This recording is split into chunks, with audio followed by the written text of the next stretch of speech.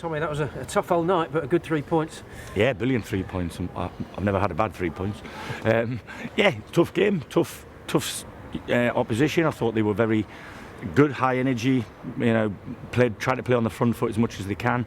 I thought we tried to match them in the way they played too long early in the game. But once we got our foothold, I thought it was around about 30 minutes, we started to control things a little bit better, and we looked more of a goal threat.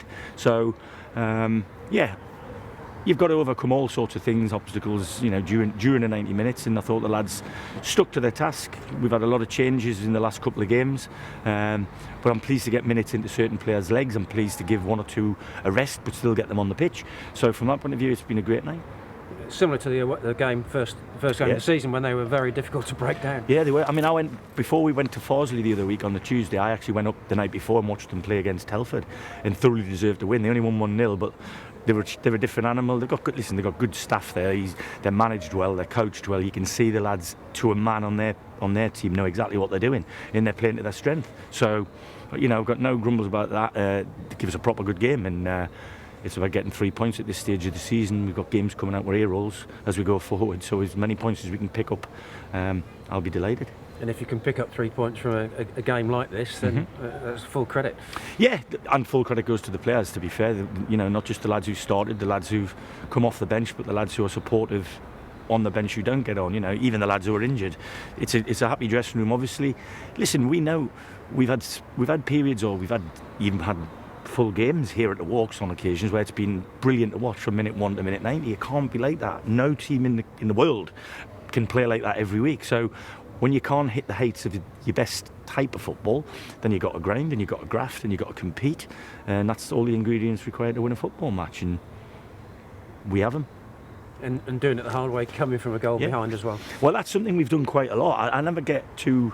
I don't like conceding goals, obviously, but I don't get too irked, and I don't think, oh, that's it. When we just have a little look and think, I tell you what, let's give them a little bit of time. And in fairness, the same 11 went up the other end and scored fairly quickly, so we got ourselves back in. And I think the little tweaks that we made, because the game is beyond the hour, it helps us, because we've got people who can pick holes in defences, we've got people who can do individual bits of brilliance, and I thought Zane Walker again has come on and had a really great cameo at the end. So, yeah, all in all, it's been a really good night for us. When you bring a lone player in, specifically to try and score goals, and he does, that's working well. Yeah, anybody would think I didn't know what I'm doing, but hey-ho. But on him, I mean, he'll be chuffed on it, and it's great for him. Yeah, brilliant. I mean, listen, he's a quiet lad. He just gets on with his work. He listens. He's not above instruction or criticism or anything else that I might throw at him at half time or after the game. But he seems like a likeable lad. He's fitted in with the group ever so well. And long may his streak continue. On those who came on, like Jordan, for example, is that just getting him back into full 90 as soon as possible? Yeah, people forget he's been out for 3 months. I mean, that's it's a third of a season usually. I mean, thankfully for us and for Jordan, it hasn't been, in context, a third of a season because of the amount of games that haven't been played. But he's actually not played since the 3rd of November, which is a hell of a long time, and so he's frustrated because he's coming off, but he wants to score goals. But it'll come. Listen, I've got big faith in him, and what early start to the season, when he was in the side, he was a massive part of the way we played, and that's what we tried to implement this evening in terms of our front press and whatever. So, it's not all about goals, in my opinion, for the strikers. As long as somebody's scoring, then happy days. There's another one scored. That's Ox's first goal, so we've got another one on the list. We just want Tom to get one now. Just at times it seemed like a bit of a hot potato. Was that down to the way that they were pressing? They were high energy, they were in your face, they were competitive. It was good. In that respect, I've got to doff my hat to them, and I'm not having a go at our groundsman at all. It's a very difficult pitch. Once the game's, in its full flow, I mean, I saw Zane Walker at the end running down that side, and the ball just popped up and round his chin. And I think, what's happened then? And I look when I get over there, and there's like a huge chunk out of the pitch. So it's the same for both sides, but that's obviously a little bit more difficult for a team who wants to get it down and play as much as we want to play usually. But we've got to play the conditions. I'm not going to complain. I keep telling you, we want to be a no excuse side. So, and we haven't got any excuses. We've won the game. We don't need any. been forced into changes again. Yeah. You've got injuries again, but Yeah. the dogged side of the team really showed tonight. Yeah, and that's at this time of the year when people are coming out with woolly hats and gloves on. Yeah, you need all ingredients. Like I said, you've got at the end of the day, football match is about 11 men's will to beat the other 11. And if you've got better players, it's not always a reason for you to win a game. You've got to force yourself over the line sometimes. We've done that on a few occasions, when we've either gone behind or we've been pulled back to level and we've gone again.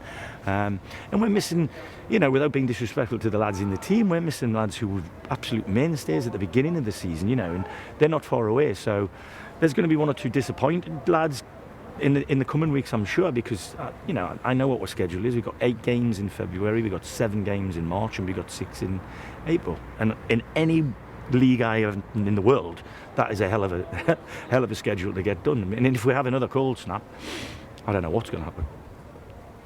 Been good sides that have thrived in adversity. You've just mentioned some of that adversity, but also you go behind, but I think we sit up there and look and think they will come back. You've got that. Well, that's a lovely trait to have, and as a manager and looking out there, I don't see any shrinking violets if we do go behind. I've got lads at the back who get annoyed when we concede the goals.